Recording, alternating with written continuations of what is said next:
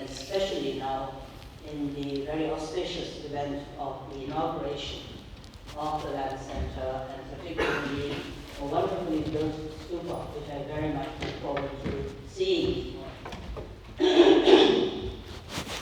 I think it doesn't require me to mention, since so many of you are familiar with the structures and their symbolic meaning, to mention how auspicious and how needed such structures are. But for anyone who's not very familiar with symbolism and the sacredness and the importance of such structures, I think should be aware of what wonderful possibilities and blessings such a structure brings about.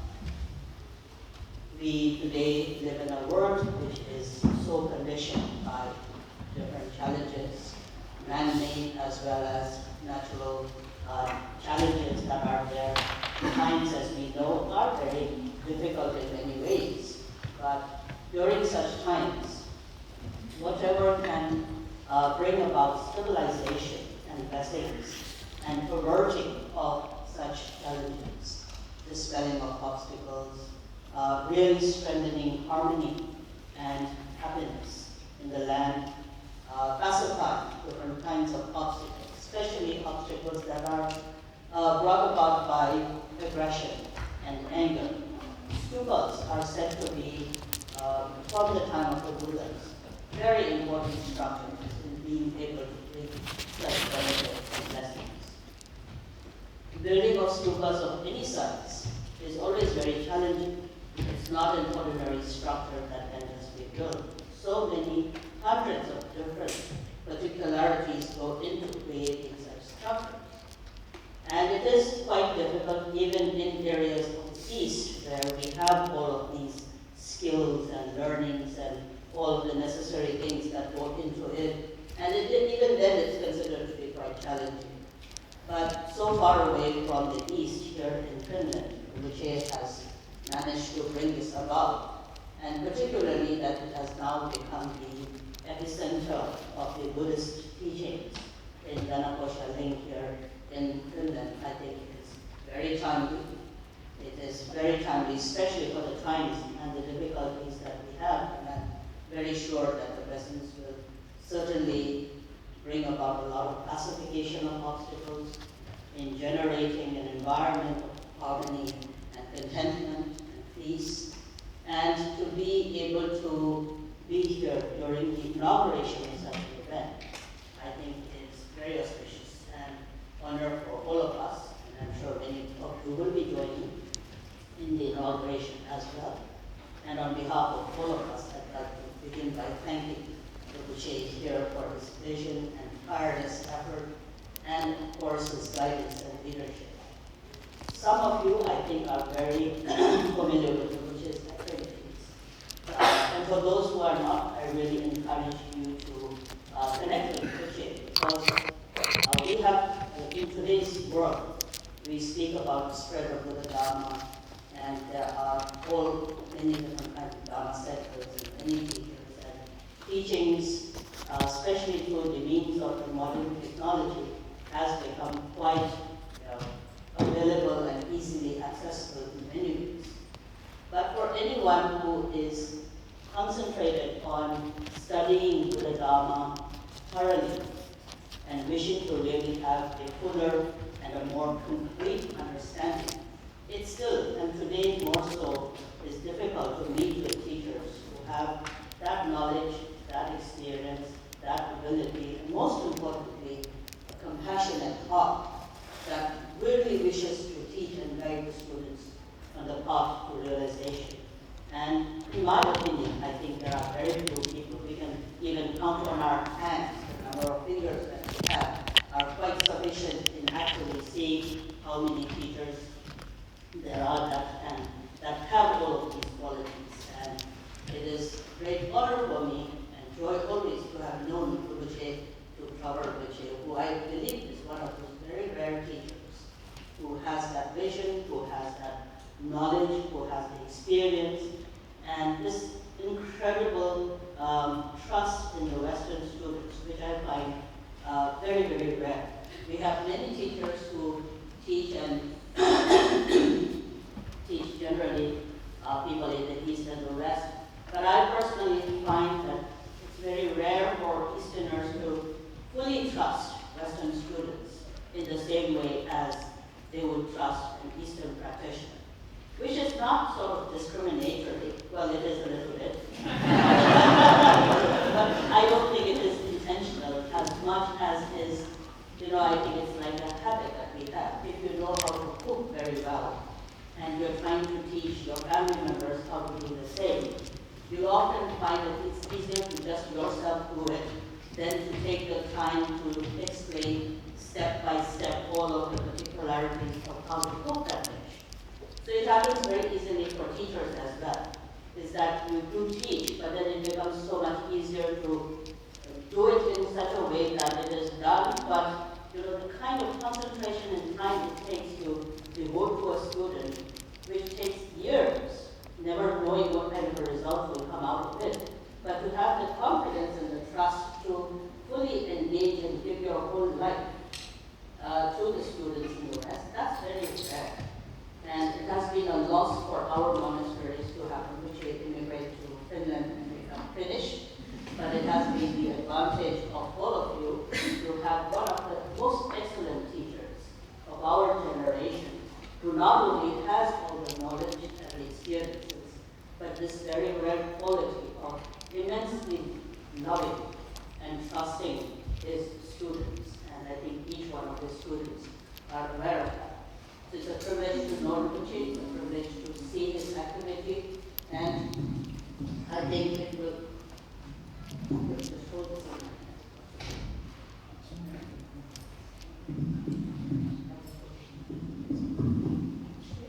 So it's a real privilege to know such a person, and in the beginning I wanted to really take this time to express my gratitude and the gratitude of our monastery, all our monks and nuns, as well as the many students who have the honor of knowing Rinpoche.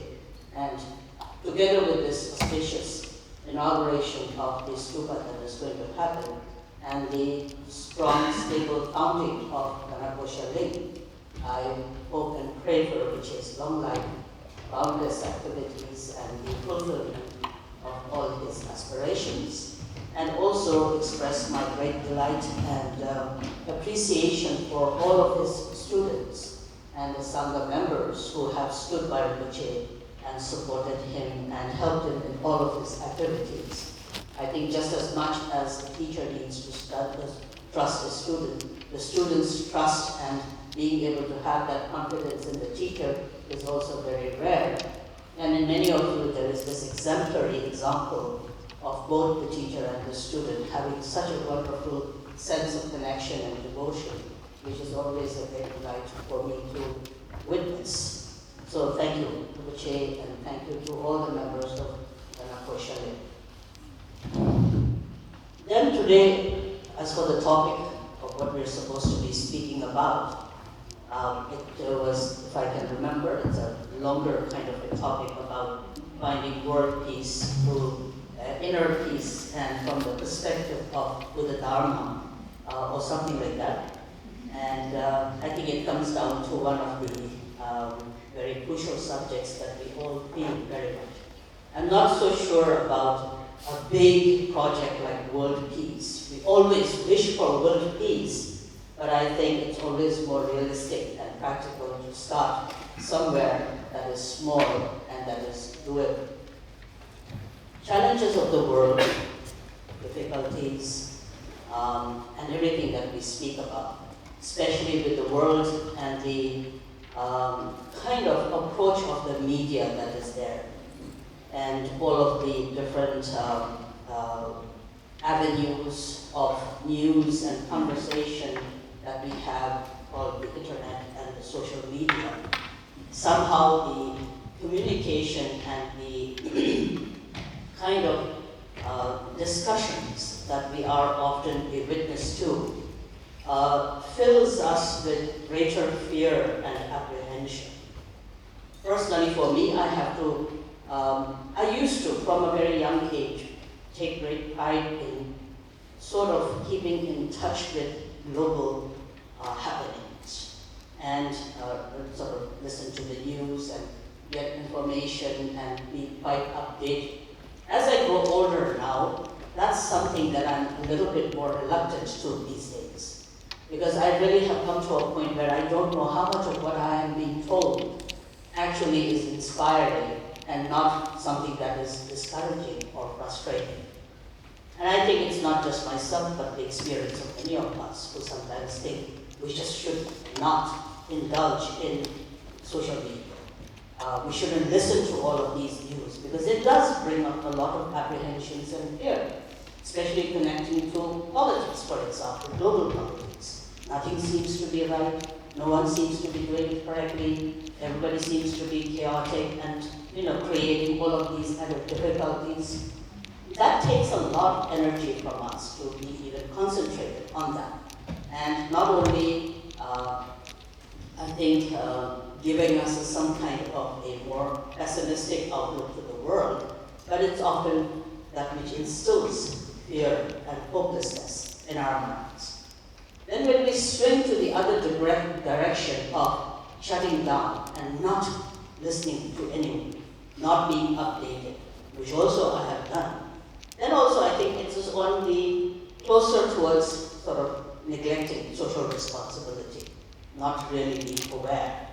Because some kind of denial is of course much more easier than to be involved in something. So obviously we would all think that a balance of this is very necessary.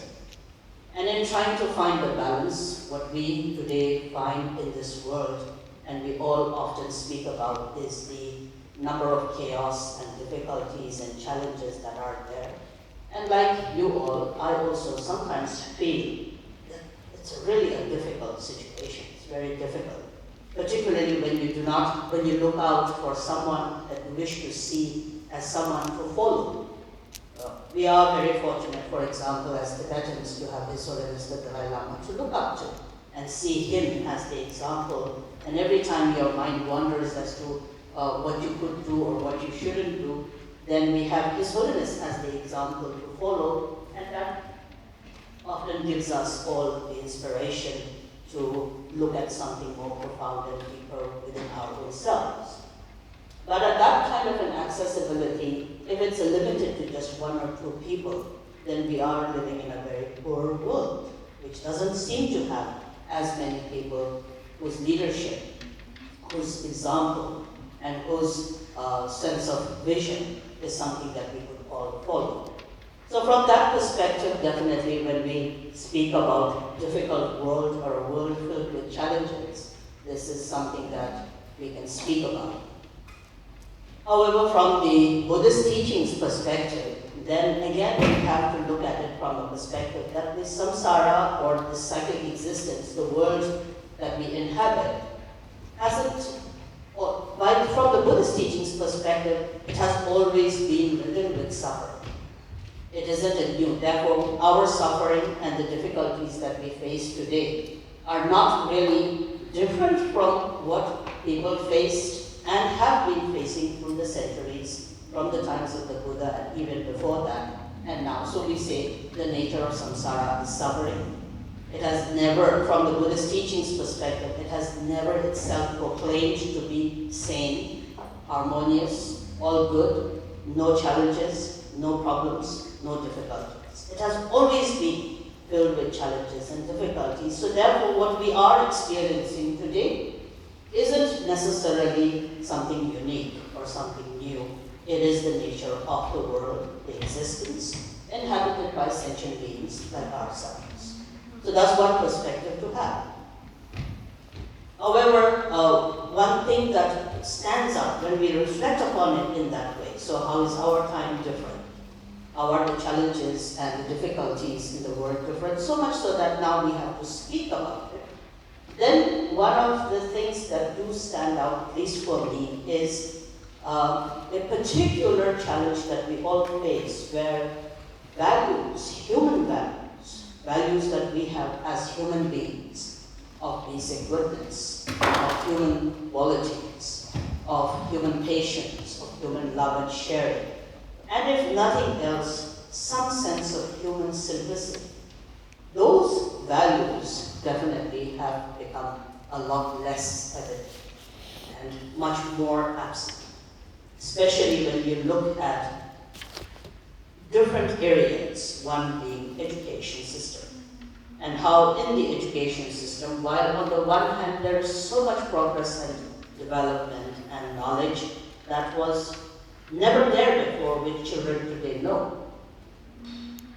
But together with that, with the education, are we equally concentrated on human values, of deeper reflection, of really educating human beings of who they are as human beings with the qualities?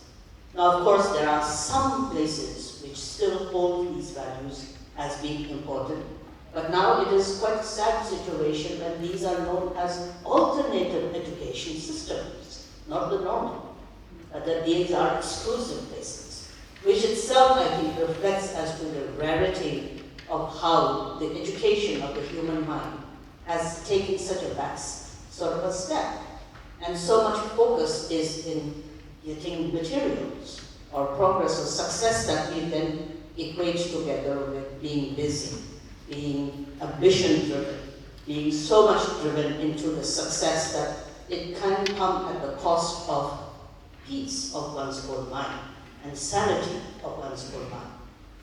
So that's one area. The other area is also our families and the situation that is there within the families, the values that the families inculcated in terms of respect and terms of connectedness and sense of selflessness that is most important in any family. That as parents, one would have to be examples of selflessness. Children would have to be selfless when it comes to respecting the others.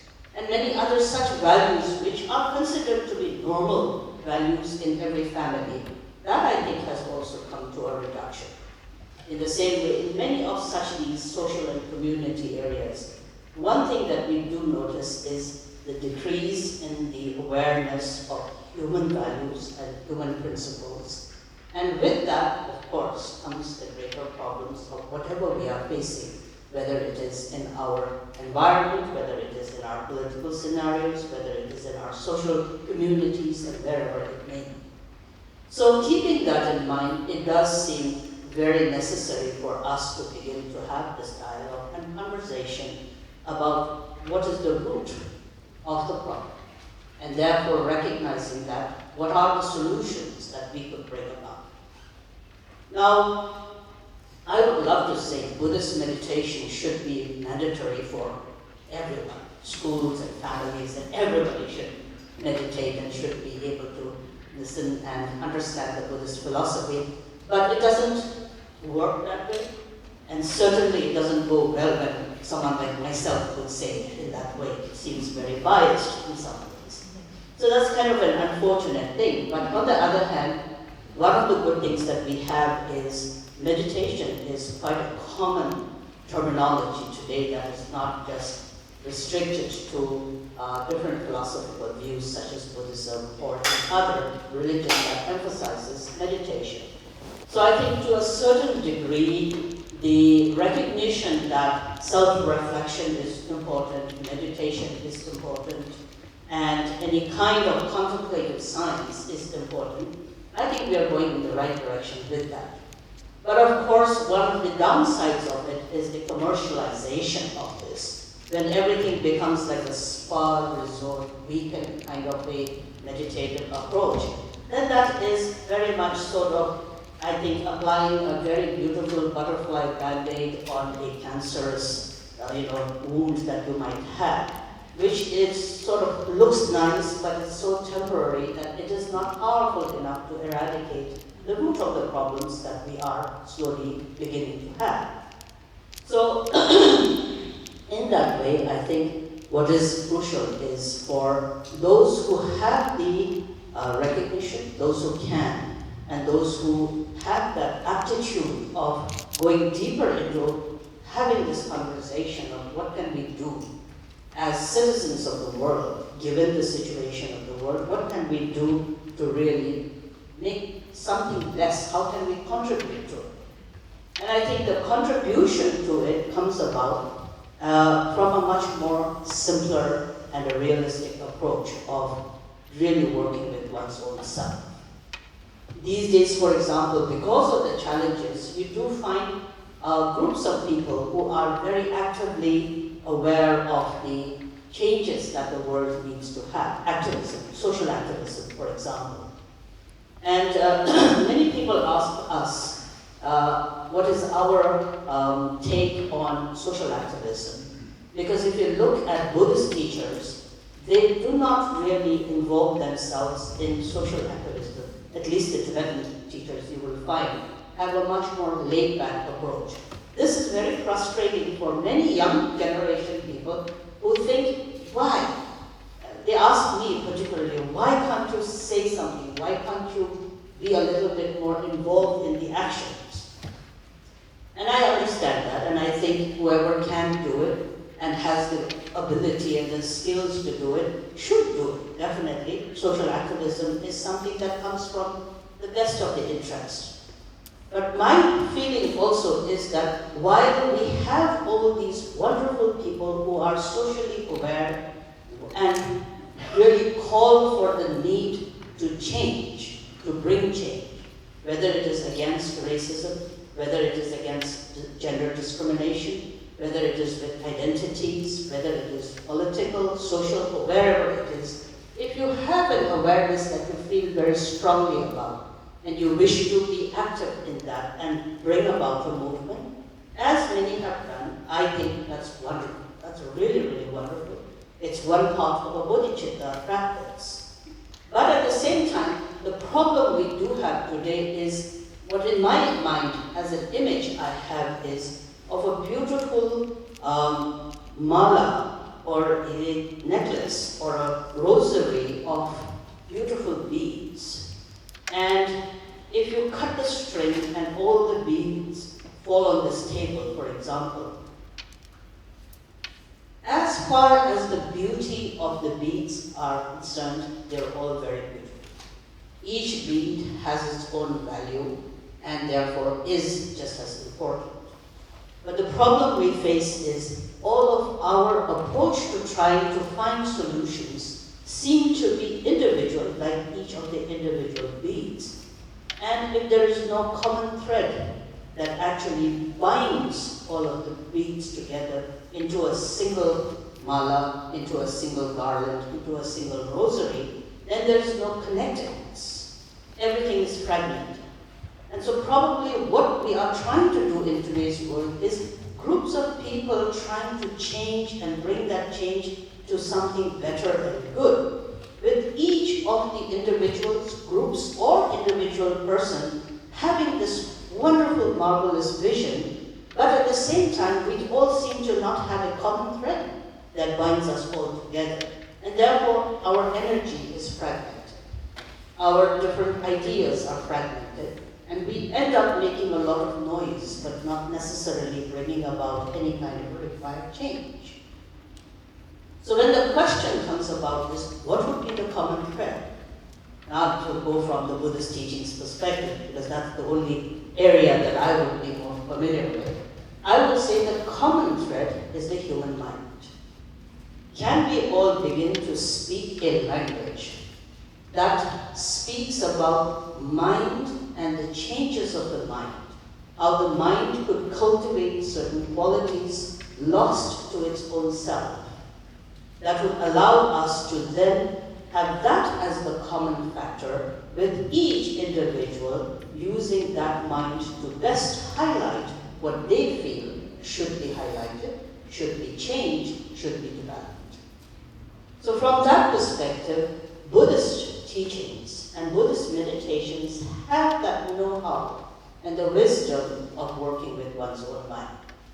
And so, from a very simple perspective this evening, if we were to summarize and say, how can we bring about peace, whether in our families, whether in our communities, and then if possible extending it to greater world, how can we do that? We can do it by working with our own minds. That it is by looking within one's own mind to see this extraordinary relationship that the mind has with its experiences. Because it is the mind that experiences, it is the mind that physically engages in action, it is the mind that verbalizes everything, it is the mind that has these ideals, it is the mind that has vision, it is the mind that has ambition, it is the mind that wants something. It is the mind with the hope, it is the mind with the fear. And since the ground and the root is the mind, it would be the education of working with mind, the common factor that would allow each individual to work according to what one feels would best help. That could be just making better your relationship with one another.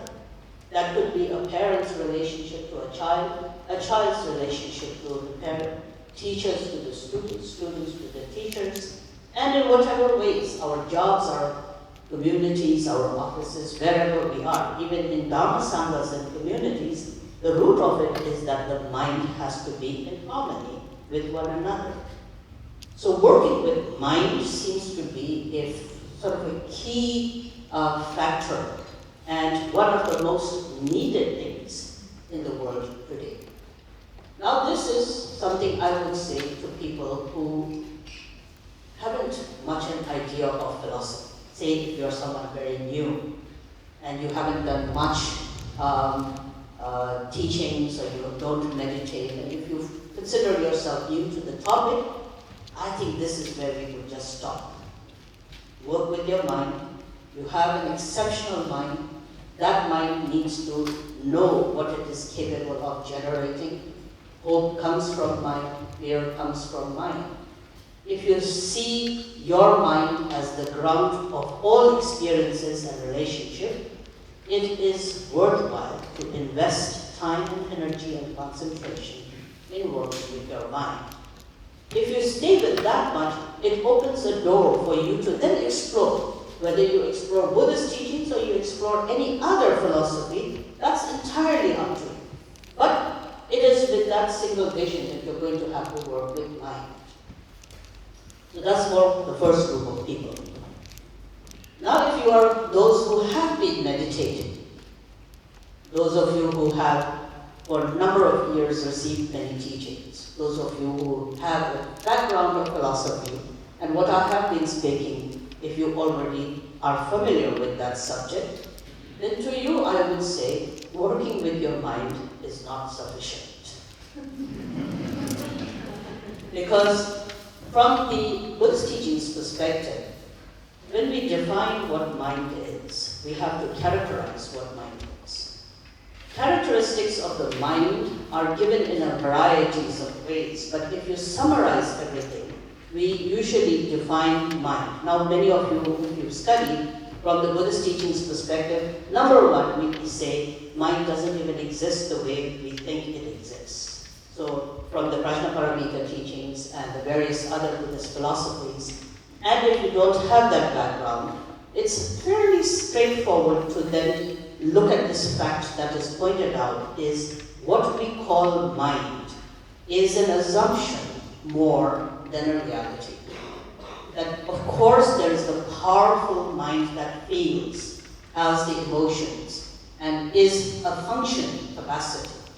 But if you were to actually imagine and identify yourself with a mind that is solid, an entity, existing as a reality, and how we imagine it to be, then one must examine further. And in that examination, one will find that there is no such thing as a solid entity mind that is findable and locatable. Somewhat like this flask, if I put here, I would say, if I imagine mind to be just as much a structure as this, as the solid thing that I can feel and touch, then that is just a supposition of the mind, that if you set out to examine, where is it? And then the Buddhist teachings have all these kinds of approaches of examining and knowing. Mind is not found outside, mind is not found inside, it has no form, it has no color, it has no shape. Pretty much in a very straightforward examination, we begin to find that although it has this immense capacity of a function, it is not identifiable as something that is solid as an entity. So therefore we say it is so much a supposition rather than a reality. Now, given that, at the same time, since it is emptiness, it is empty in nature, since it cannot be found. But we cannot deny the fact that it is very powerful, because mind is what we are working with constantly. So from that perspective, then the teachings go into exploring what are the characteristics of mind. This mind that is essentially emptiness, but nevertheless has this immense capacity, and therefore it has functioning capacities, or what are called characteristics. 3 main characteristics of mind are pointed out. Mind is said to be that which is constantly fixating and grasping. That's what it is. There is no mind if you take objective reference out of the picture. Mind cannot survive without objective reference. And so it's constantly in need of fixating upon an objective reference, grasping, describing, and then attaching itself with objective reference. That's one characteristic. Second characteristic is that mind is obscured. Mind is obscured not because it is a bad mind, but mind is obscured because it doesn't see the nature. It sees what it elaborates. And like an elaboration, everything is an exaggeration. For example, I have this wonderful, one good friend. She is one of the most marvelous, intelligent friend that I have. But she has this habit of exaggerating everything. She will walk into this room and she will go back to report there were 5,000 people in the room. It's just a habit that she has. So over time, what happens is, if we need to have somebody in a party that has good conversation skill, she is the person we bring in, because she can really entertain everybody with these fantastic stories that never happened. Or even if it happened, it really didn't happen the way she's presenting. It's a nice storyteller. But if it is somebody I have to bring in for exact, detailed, reliable information, she is not on the call for the first person that comes to my mind. It always is, we always say, don't go to her for facts, because it's not something very reliable. Why I'm mentioning this example is our mind is somewhat like that. When we say mind is obscured, we're not necessarily saying mind is bad. But we are saying mind cannot be relied upon properly because it elaborates. What it elaborates is according to its own likes and dislikes, rather than the fact of what the reality is. That's the second tendency of the mind. So the first is, it is constantly fixating and grasping. Second, mind is obscured. Third factor is, it is empty, it is impermanent, and most importantly, mind is always dependent upon conditions. Mind is conditioned. Something that is always conditioned doesn't have its own freedom. It is only going to do whatever the conditions are most powerfully suggested. Now, given that if we examine mind's nature to be something that is only fixating and grasping and cannot exist without objective reference, if mind is obscured, because it doesn't see what the nature is, that is always elaborating. And if mind, essentially empty, is dependent, not independent, but dependent upon conditions, and thereby conditions are more powerful than what mind is. Therefore, I would say, mind is not the solution here. So the point we are making is, in the beginning, when we take the first step to trying to actually do something constructive as human beings, with the vision to build something good within ourselves and to the others, Buddhist teachings also will speak about training the mind. When you began your journey on the Buddhist teachings, there's a plethora of teachings on training the mind, taming the mind, lojong, making the mind compassionate, developing qualities of the mind. That is a subject. It's a beginner's subject. It's a subject to encourage one to go beyond sensorial appeasements and one's own grasping and fixation to actually working with something more powerful, the powerhouse called mind. But what happens is, when we try to only correct the mind, we have another problem, is that we have a mind that will fixate and grasp. And that is where we try to correct the things in the world our way. The problem we have is not of people who wish to change and bring good change, but everybody wants to bring good change according to how I think the change should happen. My plan, my vision, everybody should see the way I see things. So when 78 billion people, all of them have good plans and good project on how we can make things better, but it has to be done how my mind thinks it should be done, and this has to be agreed by everybody, we become another politician. We become another person like everybody else, with a good theory, but not having the realistic practical approach that could actually solve the problem. Because the mind will have that fixation and the attachment. And each one of us will try to see whose fixation is better and most needed, which grasping has more power.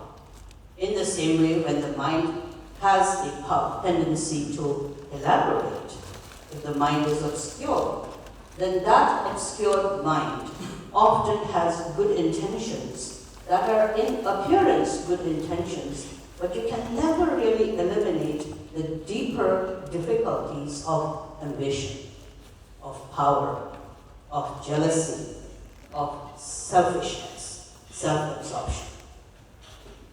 So in that way, as you can see, it isn't that the world doesn't have good people. In some ways, if you really see, there are more, extraordinarily more good people than there are bad people.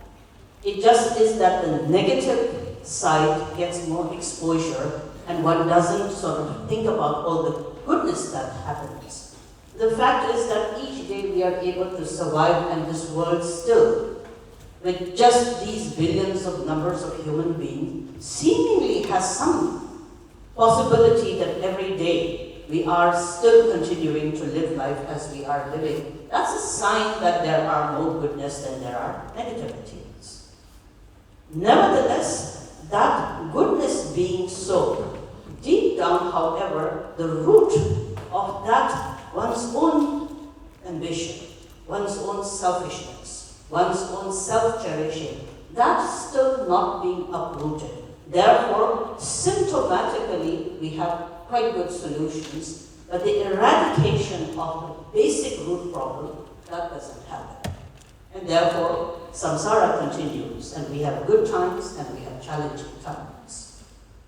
So because of this, for those who really wish to develop the inner nature, Buddhist teachings therefore will say, don't stop at mind, go deeper, and that is called nature, your basic nature. So many of you who have studied, for example, the Mahayana Shastras have these wonderful examples. There are 9 similes which have always been one of the most inspiring metaphors that I have felt. When you read teachings on Buddha nature, for example, this nature is often called Buddha nature. And Buddha nature not because it's a Buddhist nature, Buddha nature because the term Buddha means as it is, as it truly should be, the absolute true nature.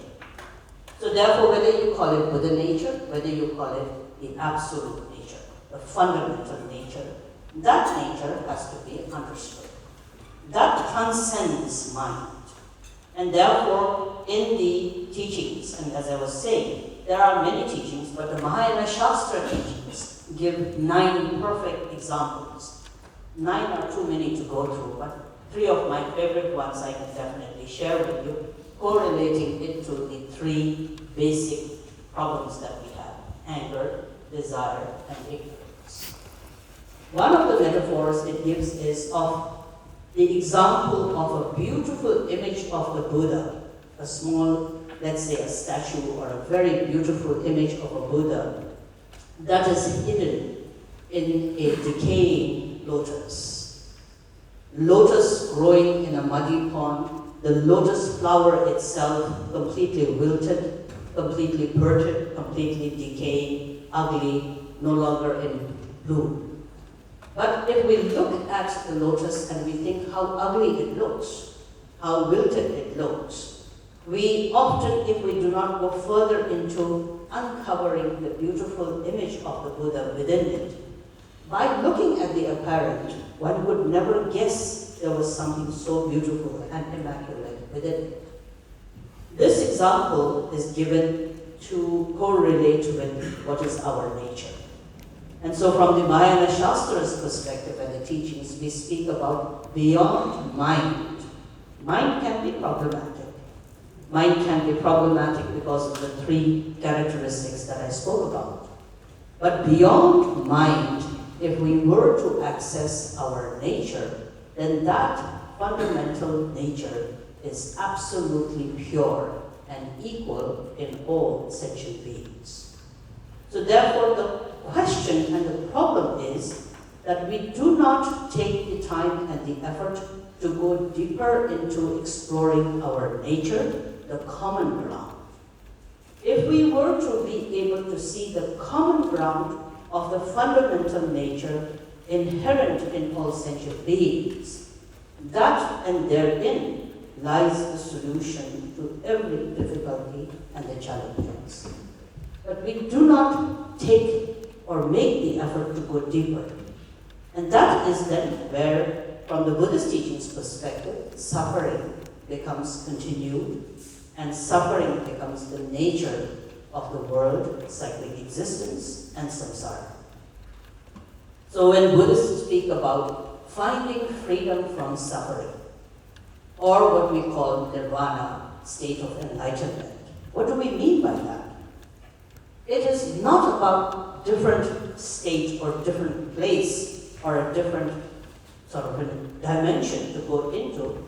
The Buddhist teachings, if you understand it correctly, speak of the liberation, speak of the cessation of suffering, speak of the freedom from samsara, speak of the solution to all problems, speak about the ending of ignorance and the cause of suffering by simply touching base and connecting with this fundamental nature, that which is inherent of all sentient beings and is the core quality of all beings. So from the Buddhist teachings perspective, can the problems of the world be solved? Definitely. How can it be solved? You'd have to be able to really look at your own nature, not stop at just the mind that dictates and is emotional, but to go beyond to looking at the nature within each one of us. For example, now taking this example, if you look at the lotus, if the lotus is very beautiful, we get sometimes more stuck with the beauty of the lotus.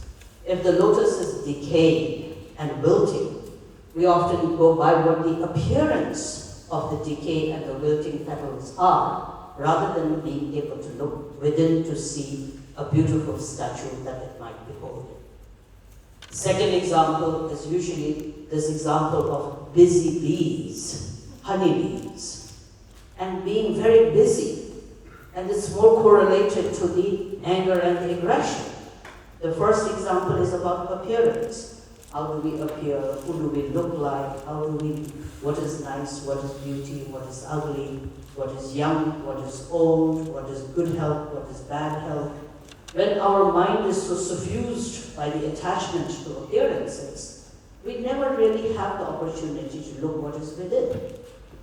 In the second example is the busyness of the bees and the ability. Now, if there is a skillful beekeeper, he or she will be able to extract honey from the bees.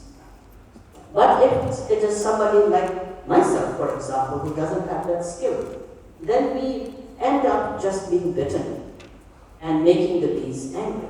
In the same way, as we live in this world, like bees, busy, buzzing, becoming very busy with whatever activities we are doing. And that in some ways, if you really look at the metaphor, the aggression that we feel in today's world, even when it's not necessarily a full overt anger, but it is more sort of a subtle aggression, anxiousness, apprehension, fear, frustration that we all hold, where the irritability is in the forefront, impatience is in the forefront, and there is no patience.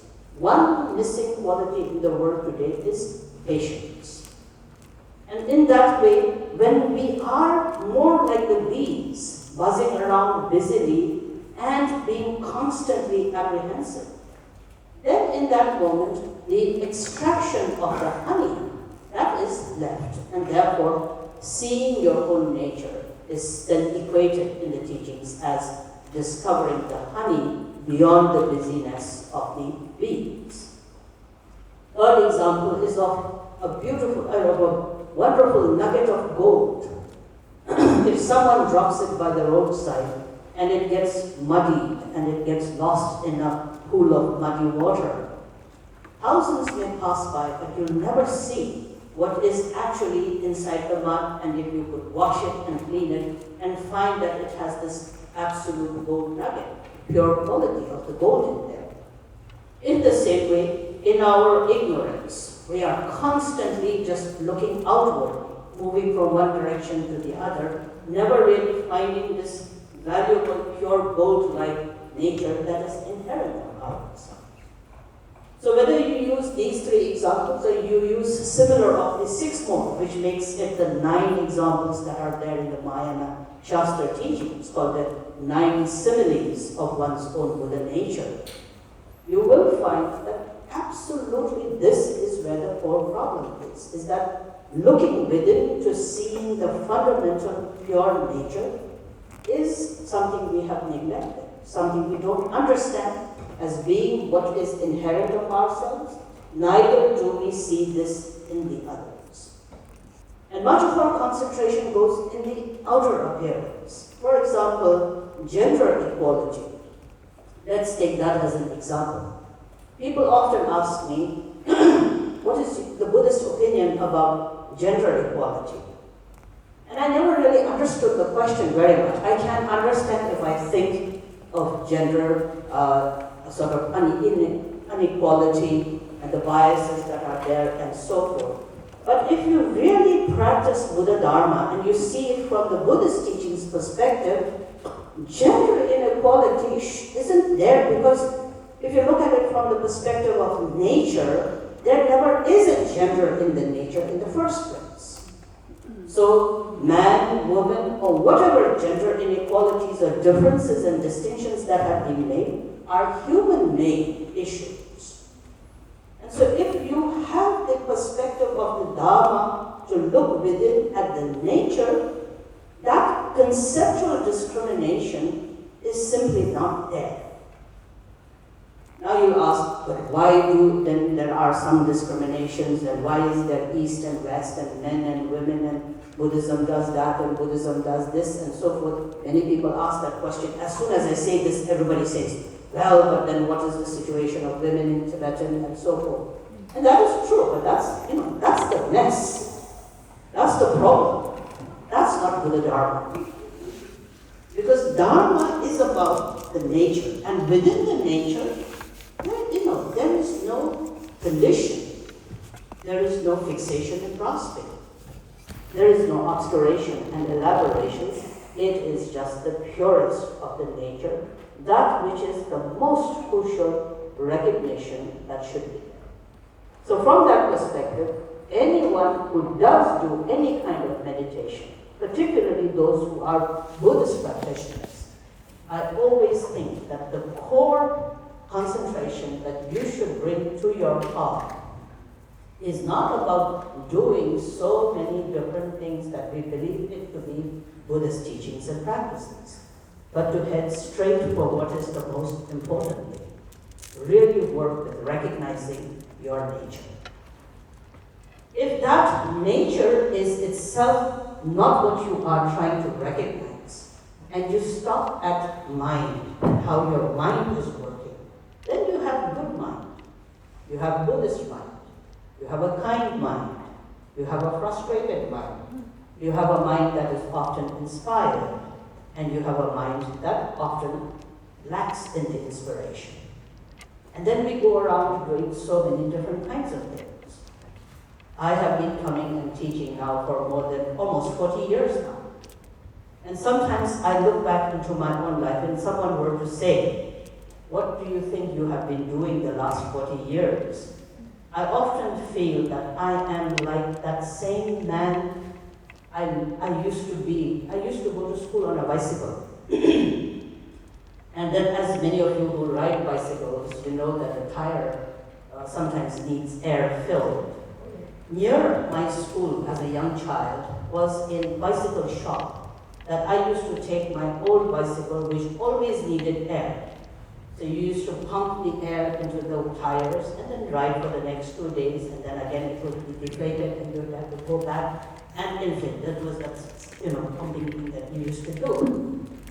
And today, 40 years after teaching Dharma, particularly to the West, I really think what I do every summer is like what this bicycle repair person used to do to my old bicycle, put air.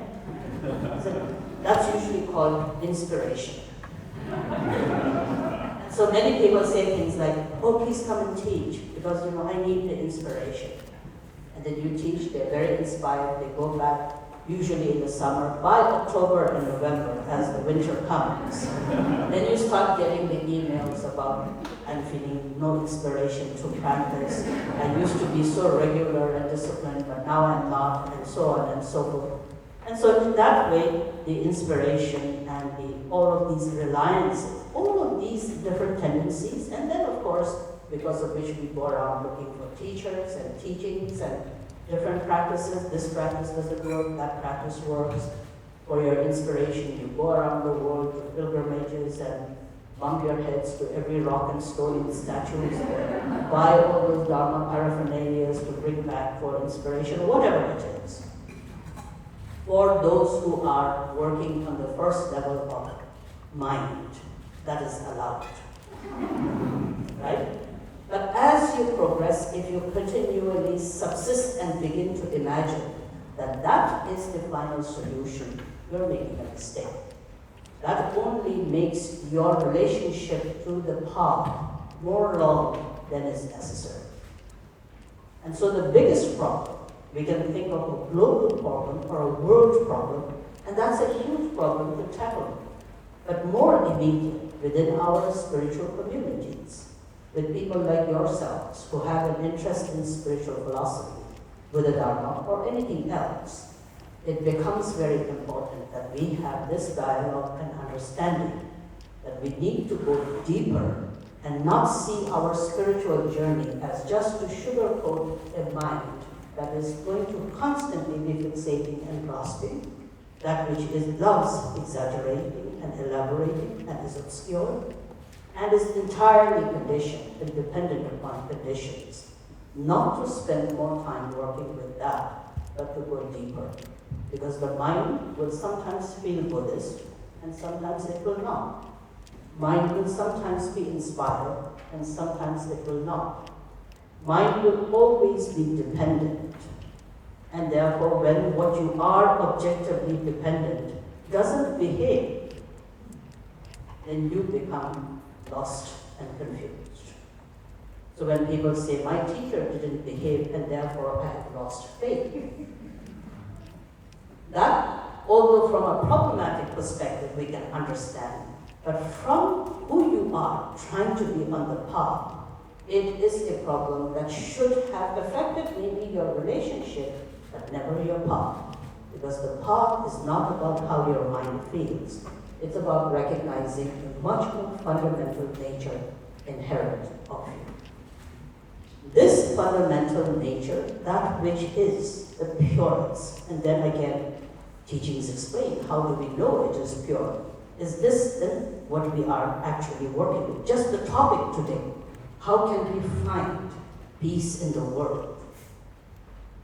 Why would you be concerned about finding peace in the world? It's because your nature correlates and directly understands what peace is and aspires for it. Suffering, we don't have Buddhist topics like how can we find more suffering in the world? How can we create suffering? We don't look for those.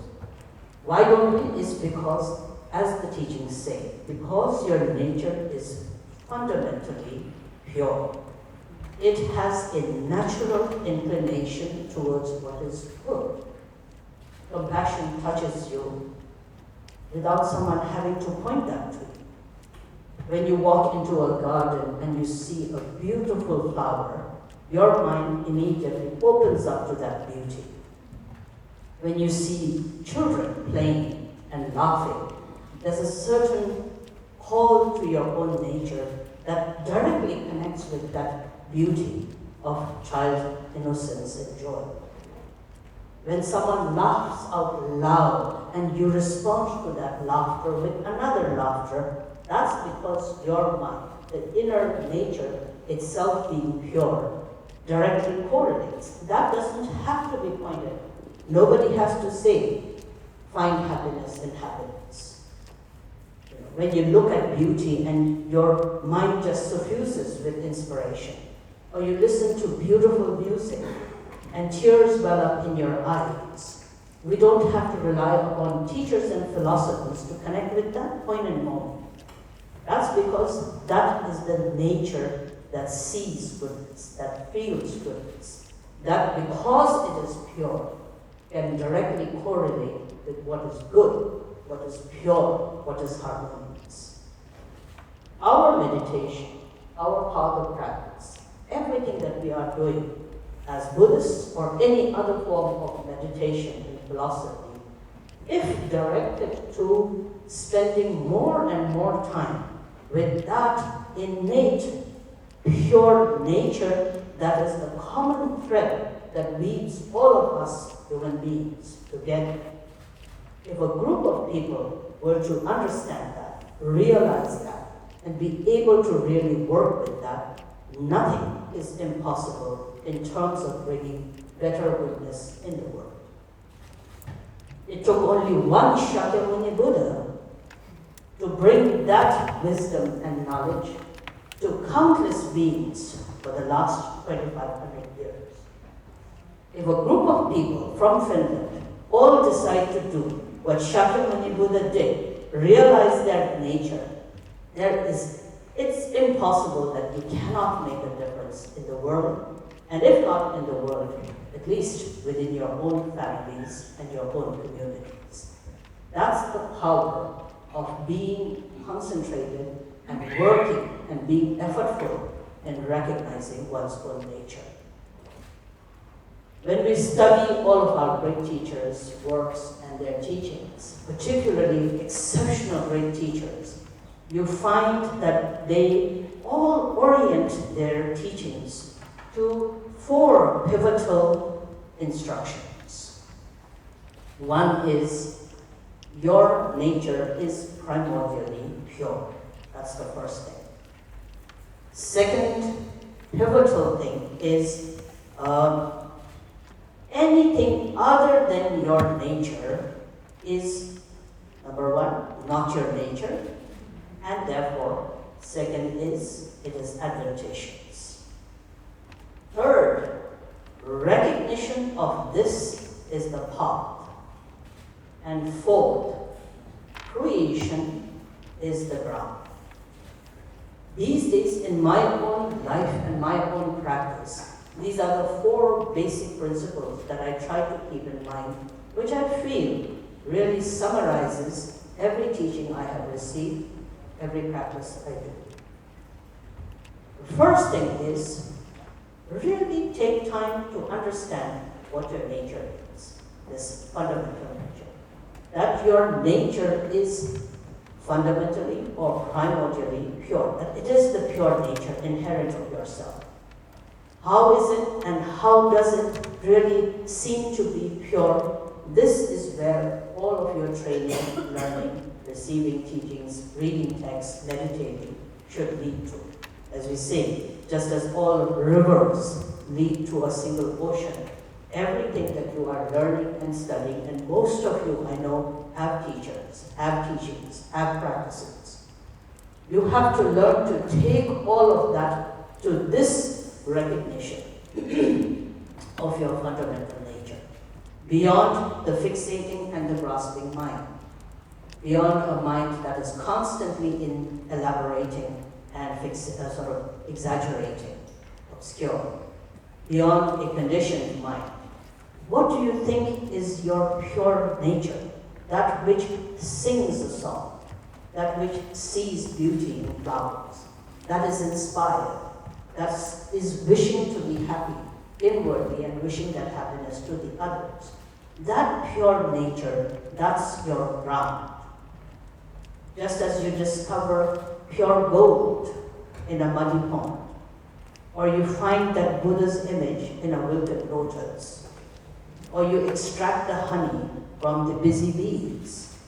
In the same way, if your meditation, your practices, your philosophies are able to bring about the recognition of that essence of your own pure nature, that's the foremost philosophy that one should hold in one's life.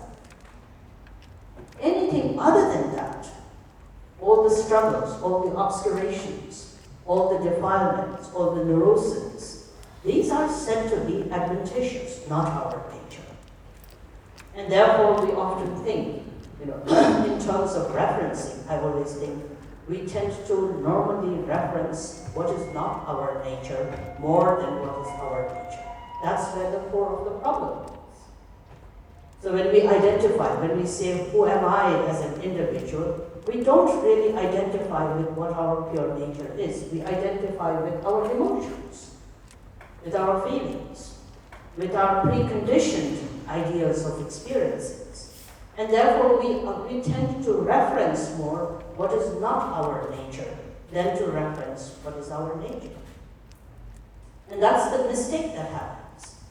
And that's the obscuration. When we speak about karma, for example, what is the origin of karma? Where does karma originate from? Karma originates because you're referencing impurities. You're referencing obscurations. You're referencing something that is not your nature. And therefore, when we begin to really have a sense of, I am not anger, I am not desire, I am not jealousy, I am not pride, I am not ignorance. Who I am is this fundamental pure nature, and you try to stay with that. That is called meditation.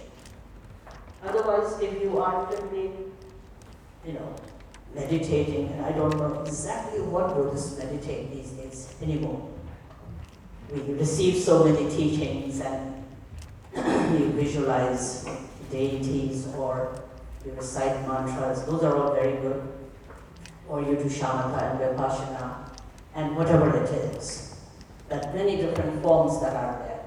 And as I said, as long as you're working and belonging to the first group of mind-based approach, then read, visualize, recite, sit, look into the space, whatever it is that you do, you can do. Usually I say 6 months you're allowed to do that. After that, don't waste life. Don't waste doing all those things that are more pleasurable to the emotional mind and gives you a sense of doing something, rather than really having the insight to eradicating the problem of cyclic existence and samsara. If you truly wish to be free from suffering and the causes of suffering, one cannot then waste time in doing those things that are more satisfying to our senses and the emotional mind. Sometimes I always say, we have more loyal Buddhists than we have practitioners, which is that people are more loyal to the idea of being Buddhist rather than taking the Buddhist teachings as a way to bring about liberation from confusion.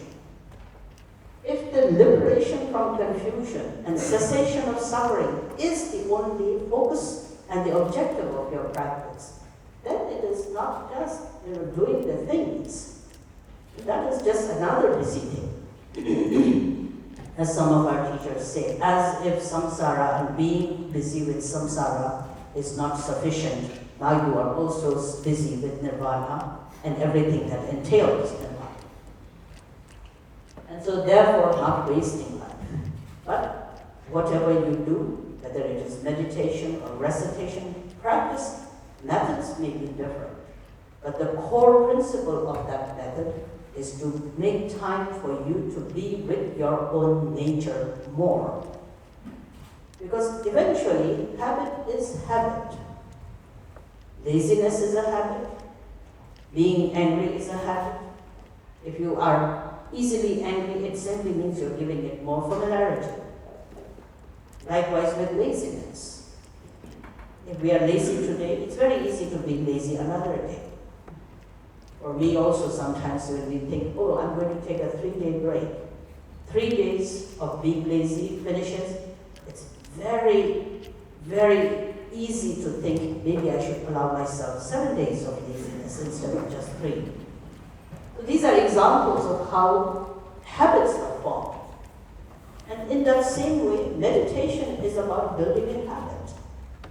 Meditation, the word itself means becoming familiar, such that the impulse to identifying with your obscurations becomes less familiar than the habit of identifying with your own nature. That's why we meditate. Why should we be disciplined in meditation? Is so that through meditation, what you are doing is giving yourself more quiet and time, silence and opportunity to be in touch with your nature rather than with any other things. That's what meditation is. That's how meditation should be. If you're not doing it, and instead of being with your nature, if that meditation is against something that you are doing, which makes you more attached, and then you may not be attached to pots and pans, but you will be attached to deities with 3 heads and 4 arms. An objective reference is mind's pleasure. So the mind and the ego mind, if it doesn't have mundane things to be the reference for its survival, it will shift gears into making it supramundane and ideals. So you will be no longer attached to your friends, but you will be very attached to friends of Tibet, friends of your teacher. If you're not attached to this, you will be very attached to something, a Buddhist idea. For the ego mind, it's a pleasure. For as long as it survives on objective reference, it doesn't mind what the object is. And so what happens is, the eradication of the attachment, self-cherishing, dualistic perceptions, all in the roses never really ceases. So therefore, transcending such tendencies, meditation is about making time to delve deeper into knowing your own nature. Therefore, the first, your nature is primordially pure. Second, obscurations are not your nature. These are just objective conditions your mind needs to survive, the ego mind. The third is the most pivotal instruction. Recognition is the path. If you study the works of any of the greatest teachers, they will always say, doing so many things is not going to make you a meditator. What is the path of the Dhamma is simply this. Recognition of your nature is the path. Every river that joins to become a single ocean, in the same way, every practice that you do must lead you to that single ocean of recognizing and abiding, resting with your nature. If you recognize your nature, you are on the path, you can confidently say, I am a meditator. If recognizing the nature is something you neglect, but you are reading well, visualizing many things, doing many things, you are a very good Buddhist, but not necessarily a good human being. These two are different. And therefore, as a Buddhist, you will do many excellent things. You can give a good conference for a weekend on how to visualize, how to recite, how to do 1,000,000 of this and 1,000,000 of that, and classifications of 16 kinds and different kinds and 3 things to do and 4 things not to do and so forth. But other than keeping you busy as a Buddhist, to really eradicate the problems of our mind and the obscurations, that may not happen. Therefore, recognition is the path. And then the fourth is, creation is the ground. This is provocative, especially for those who think the creation has to be extraordinary. In Buddha Dharma, if you truly understand, the result, the creation, is nothing extraordinary. It's just the recognition of your ground, your own nature. Creation is the ground means creation is nothing other than coming face to face with who you fundamentally are. Because the moment you see your true nature and you recognize who you fundamentally are, you will no longer be dependent upon anything that is not any longer your nature.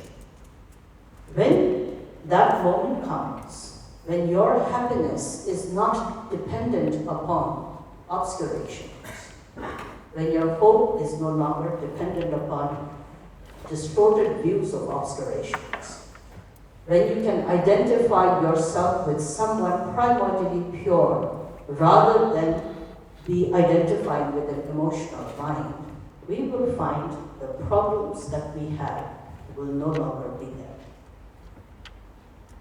That is the root solution of every challenge that is there. So in some ways we can say every human being is extraordinary in that each one of us are gifted by this marvelous capacity to be the one to bring solution to everything, because it is only an ordinary human being who has the chance of becoming a Buddha. You do not come pre-packaged Buddha. When a child is born, there are no particular children stamped potentially Buddha. It's that everybody has the equal, since everybody has the same nature, everybody has the capacity. And that, I think, is an extraordinary recognition to have, is that each one of us have an absolute freedom and opportunity and quality and capacity to be nothing but fundamentally good. That's the wonderful miracle of human life. Not recognizing is what we then have and what creates the problem. Therefore, the solution should be recognizing. So that's where the teachings come from. Primordially, everybody's nature is primordially pure. Obscurations and afflictions, causes of problems, are not your nature. This is then again important because it takes a lot of courage to not identify with the obscuration and to identify more with your own nature. That's really needs a lot of work. It's easy, theoretically, it's easy to say not to identify yourself with anger or ignorance or desire, that your nature is pure, these obscurations are not your nature. But on the other hand, as human beings so very dependent upon these obscurations, where we associate them with our safety, our protection, our defense mechanism. Because of this particular thing, then it makes sense to rely upon teachers and teachings so that these teachers and teachings give us the courage and the insight. For example, taking refuge. Why would it be necessary for people to take refuge into the Buddha, Dhamma, and the Sangha? Ideally speaking, you don't need to take refuge. Your nature itself is what you need to take refuge into. But then, realistically speaking, because we may not have the courage to identify now at this moment with our nature, and we need to take baby steps into being able to develop that confidence. Therefore, then comes all of the different things that are there, such as finding a teacher who gives you that courage, giving you different methods of practice that slowly coach your mind to be more inward-facing than outwardly dependent. And therefore, all the different methods and the structures of Dhamma, Buddha Dhamma that are there, are for this, is to slowly allow ourselves to identify more with our nature rather than with the obscurations. But since we are, most of us, fortunate in that we have these different teachers and methods in place, extracting the reason why you rely upon them, why you become a Buddhist, why you start meditating, is to now give yourself this opportunity to remind yourself more and more in identifying yourself with your nature rather than with the obscurations which are advantageous and not your nature. Recognition of this is the path, and therefore here is where our practice is. What should we do is to bring about the recognition of your own nature to the forefront, that should be the general awareness that you maintain, such that the familiarity with identifying with your nature becomes more strong. That, when we get, is itself the creation. Creation is the ground. Now, in this way, we are able to work with our own selves, to be able to really deepen and really get more closer to our own nature, then definitely that is the basis of the dissolution of all the negativities, because of which one can only then at this time wish and make the aspiration that all sentient beings have that insight and the clarity. That all sentient beings and human beings, if they truly feel the need to contribute to bringing about something good in the world and around one's own self, that we make the prayers that everybody has this opportunity and the insight to do so. But when we make that prayer and aspiration that may all sentient beings have this clarity of the vision to see their own nature and see that that recognition of their nature is the basis of happiness, is the basis of the solution for all the problems, then you have to look inside and then see, have I been doing this? As much as I wish this to be the realization for all others, am I inculcating that aspiration for one's own self? And therefore, as we say, journey always must begin with one's own self. If one of us, if I myself, can take that into my own practice and reflection and recognition, then that is one less problem in all the many countless of problems that are there.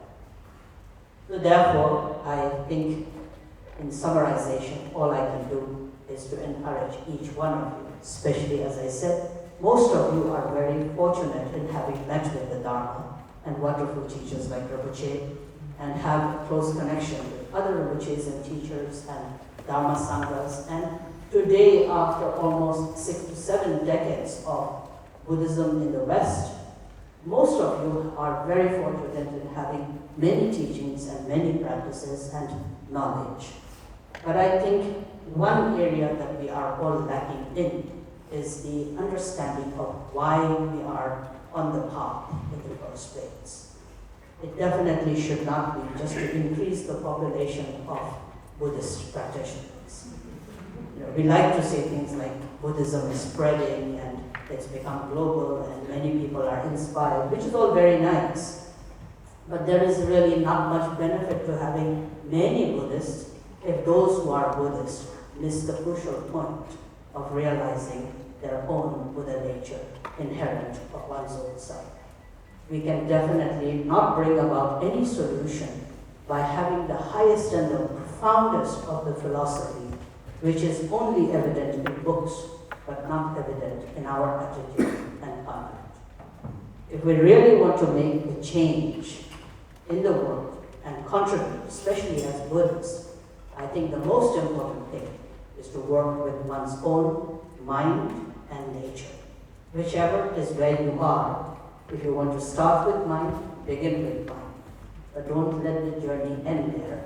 Go deeper into real understanding nature of mind also. So I'll stop here and then thank all of you for your patience and hope that your practice path and meditation and contemplation will be filled with blessings and insight, and that each one of you will be able to bring significant changes to this world that needs a lot of help in today's times. So if each one of us make that strong determination to work with our own self and build that inner understanding, definitely we can hope for the best for this world. And if not to the larger world, at least to all those that you and I connect with and are directly involved with. So good luck and do your best. Thank you.